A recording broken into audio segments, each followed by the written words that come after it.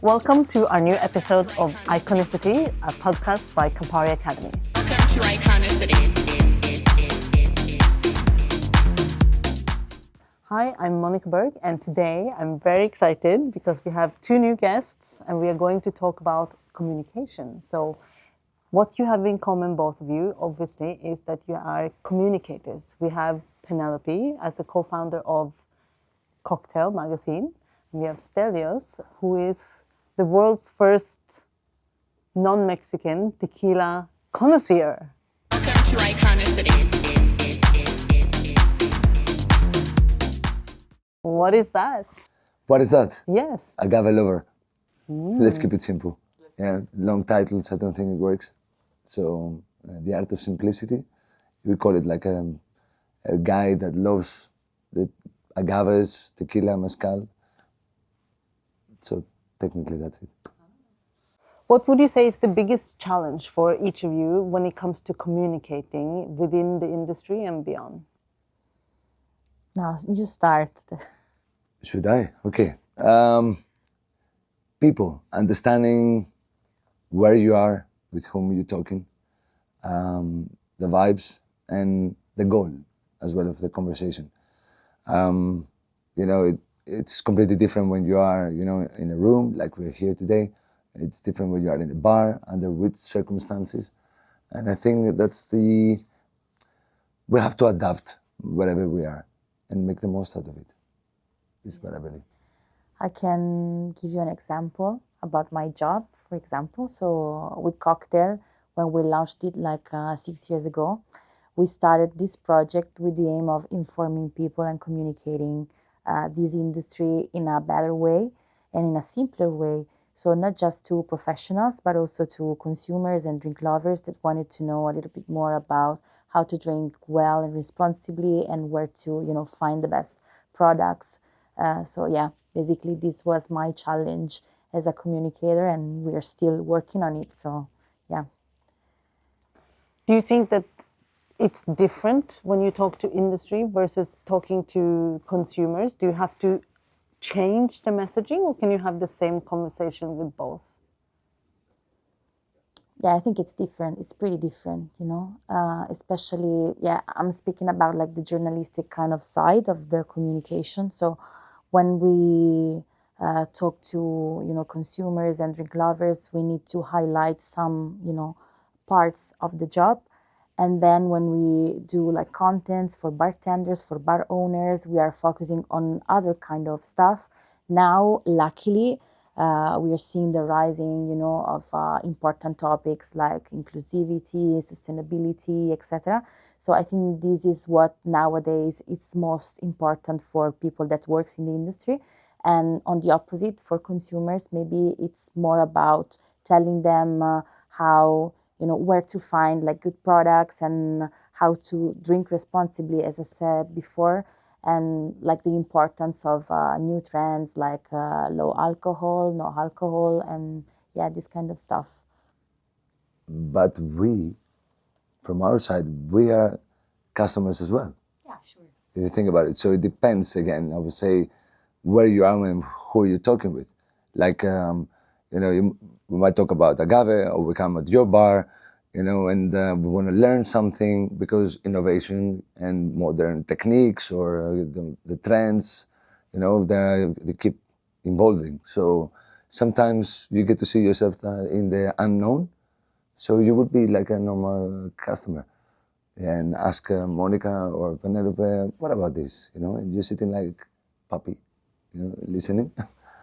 But do you think, because you have a bar as well in Athens, Barra Negro, and do you think that bartenders are underestimated when it comes to being communicators as well? Because kind of bartenders are the last link between, for example, brands and consumers, or knowledge and the experience of tasting something. So, would it be fair to say that bartenders are actually very important in being communicators? 100%, 1,000%, actually, in my opinion, because, as you said, it's very important for bartenders to understand the power of the brands, and vice versa. The brands have to understand the power of bartenders. But at the same time, I think too much information out there, the dynamics we live nowadays, probably sometimes we get to lose track. I strongly believe that as soon as you inspire the bartenders, then the customers will follow.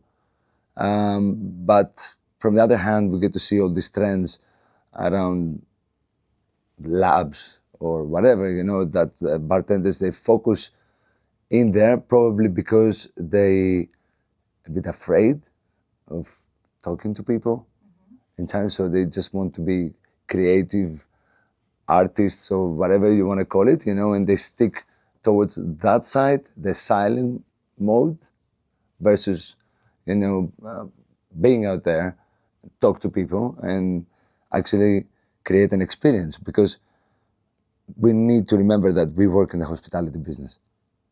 And I think it's the most important. I don't think drinks are that important versus to create an experience and be hospitable.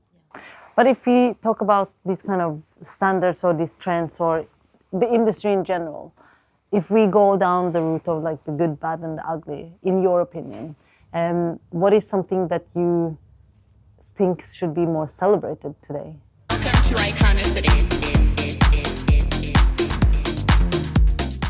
I think in these last years, there's more focus on education, both for professional but also for consumers, and these are positive things, Like, for example, we have a lot of mentors like you, Monica, or, other people that are bringing out their voice and inspiring the new generation, for being more inclusive and not just to make good drinks. And I think this is very, very positive. And as well, this community-driven approach that is growing a lot as well. So in the last years, I think that obviously not in all the markets, but worldwide, we've seen a lot of new events where bartenders and people that works in the industry are gathering together to share the knowledge. And I think this is very, very important, like to build the future community of bars and yeah. Well, if you had to pick something that you would want to change, what would that be like and why? I think I would probably try to explain to a bartender what's the future by staying in the hospitality business, what the future looks like. Because I think versus 15, 20 years ago, people that didn't really have a career path. There was nothing out there. Probably there were students or something working in this industry for a few years and then they were gone. But today, it can be way more solid.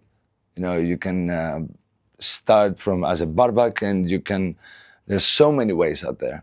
And people, they don't know it. There are not many guys out there that explaining what can be done.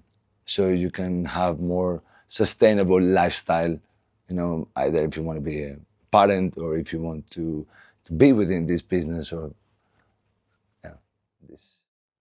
I think sometimes nowadays there's a lot of auto-referentiality sometimes, so a lot of technicalities, for example, in drink lists and whatever. So sometimes the consumer is overwhelmed and they don't know basically what to choose because they don't understand properly a drink list. And so I think that, bartenders needs to be also like a good communicators as well. And they need to understand how to communicate the efforts, for example, of developing a 6 months menu with their own recipes. Yeah.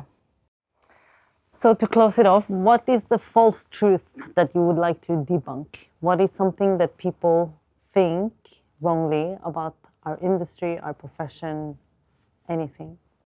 Yeah, that tequila is only for shots and mezcal is smoky.